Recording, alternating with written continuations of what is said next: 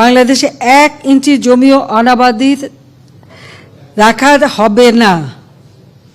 জনগণের ঐক্যবদ্ধ কিন্তু নিঃস্বার্থ প্রচেষ্টার মাধ্যমেই দেশের বিধ্বস্ত অর্থনীতি দ্রুত পুনর্গঠনের নিশ্চয়তা বিধান করা যাবে। আনকোড। আমি যে সবাইকে বলছি 1 ইঞ্চি জমিও অনাবাদি থাকবে না, এটা কিন্তু আমার বাবার কাছ থেকে শেখা এবং তারই পদাঙ্ক অনুসরণ করেই আমি এই আহ্বানটা জানাচ্ছি। এদেশে যেমন ঘোড়দৌড় বন্ধ করে দিয়েছিলেন সেই রেসকোর্স ময়দান, সেখানে প্রথম বৃক্ষরোপণ করেন। ওখানে যে নারকেল গাছগুলি, অনেক পুরনো নারকেল গাছগুলি তার সময় লাগানো, তিনি নিজের হাতে বৃক্ষরোপণ করেন। এমনকি আমাদের গণভবনে এখানে যদি আমরা গাছগুলি দেখি, এর পুরনো সব গাছগুলি কিন্তু বঙ্গবন্ধুর নির্দেশেই লাগানো হচ্ছিল এবং খুব চমৎকারভাবে গাছগুলি সাজিয়ে লাগানো। তো আমরা আওয়ামী লীগই বোধ হয় এই, আমি জানি না এই উপমহাদেশে কেন, পৃথিবীর যে কোনো দেশের যে কোনো দলের কর্মসূচিতে যদি দেখবেন যে ঠিক পরিবেশ রক্ষার জন্য বৃক্ষরোপণ, এটা কিন্তু আওয়ামী লীগই শুরু করে। জাতির পিতা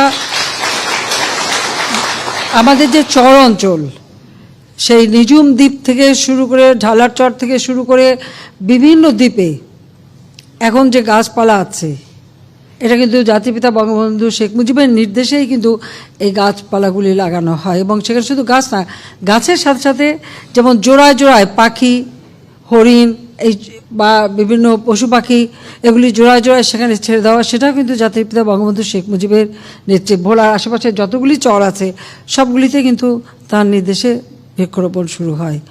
কক্সবাজার এখন জলোচ্ছ্বাস থেকে মুক্ত থাকে, একসময় জলোচ্ছ্বাসে কিন্তু এগুলি ভেসে যেত। সামনে যে বিশাল ঝাউবনটা, এটাও কিন্তু বঙ্গবন্ধু শেখ মুজিবের নির্দেশেই তিনি করেছিলেন।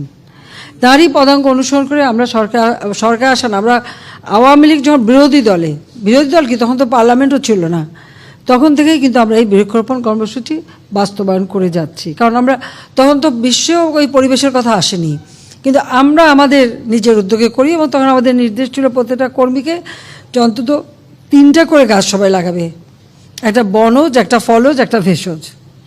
আমরা কিন্তু সেইভাবেই গাছ লাগাই এবং এতে আমরা যে কৃষকদের বা সাধারণ মানুষকে যে উৎসাহিত করি, তাতে তারাও কিন্তু লাভবান হন। জাতির পিতা বঙ্গবন্ধু শেখ মুজিব 1972 সালে 20 ফেব্রুয়ারি রামগতিতে উপকূলীয় বাঁধ মেরামত উদ্বোধন অনুষ্ঠানে তিনি বলেছিলেন, আমি কোট করছি, তিনি যে সবুজ বিপ্লবের ডাক দিয়েছিলেন সেটাকে লক্ষ্য রেখেই তিনি বলেছিলেন, কোট, দেশে কৃষি বিপ্লব সাধনের জন্য কৃষকদের কাজ করে যেতে হবে। বাংলাদেশে 1 ইঞ্চি জমিও অনাবাদি রাখা হবে না। জনগণের ঐক্যবদ্ধ কিন্তু নিঃস্বার্থ প্রচেষ্টার মাধ্যমেই দেশের বিধ্বস্ত অর্থনীতি দ্রুত পুনর্গঠনের নিশ্চয়তা বিধান করা যাবে। আনকোড। আমি যে সবাইকে বলছি 1 ইঞ্চি জমিও অনাবাদি থাকবে না, এটা কিন্তু আমার বাবার কাছ থেকে শেখা এবং তারই পদাঙ্ক অনুসরণ করেই আমি এই আহ্বানটা জানাচ্ছি। এবং আমাদের যে সংবিধান, সেই সংবিধানের 13 অনুচ্ছেদের 3 ধরনের মালিকানা নীতি দেওয়া আছে। কারণ আমাদের পরিবারগুলি যখনই ভাগ হয়, জমিগুলিও ভাগ হয়, মাঝখানে আইল বসে। তিনি বলতেন, আমরা যখন বসতাম একসঙ্গে, আমাদের একটা সকালবেলা আমাদের একটা চায়ের আড্ডা বসতো, আব্বা অফিস যাওয়ার আগে বা তার আগেও, উনি যখন জেলের বাইরে থাকতেন, তো বলতেন যে এই আইলগুলি যদি জোড়া দেওয়া যায় তো ফরিদপুর জেলার মতো অত বড় একটা জায়গা পাওয়া যাবে চাষের জমি। তখন থেকে আর এটাই চিন্তা ছিল যে বাংলাদেশে সমবায়ের মাধ্যমে চাষ করা এবং কৃষিকে যান্ত্রিকীকরণ করা। কারণ তিনি জাপান গিয়েছিলেন 1958 সালে, তখন এশিয়ান অলিম্পিকে, তখন জাপান দেখে এসেছিলেন। তখন থেকে ওনার এটাই চিন্তা ছিল যে জাপানে যদি এরকম 3 গুণ ফসল হতে পারে, তা আমার দেশে কেন হবে না। এবং সেই দিকে চিন্তা করেই কিন্তু তিনি কৃষি যান্ত্রিকীকরণ করার কথা কিন্তু সে বহুদিন থেকে বলে গিয়েছিলেন, যে যন্ত্রের মাধ্যমে জমি চাষ হবে।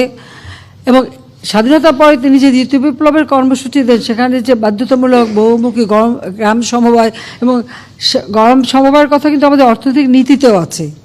আমাদের সংবিধানের যে 13 অনুচ্ছেদ, যেখানে অর্থনৈতিক নীতিমালা আছে, সেখানে কিন্তু বলা আছে যে সরকারি মালিকানা, সমবায় এবং ব্যক্তি মালিকানা, অর্থাৎ 3 ধরনেরই থাকবে।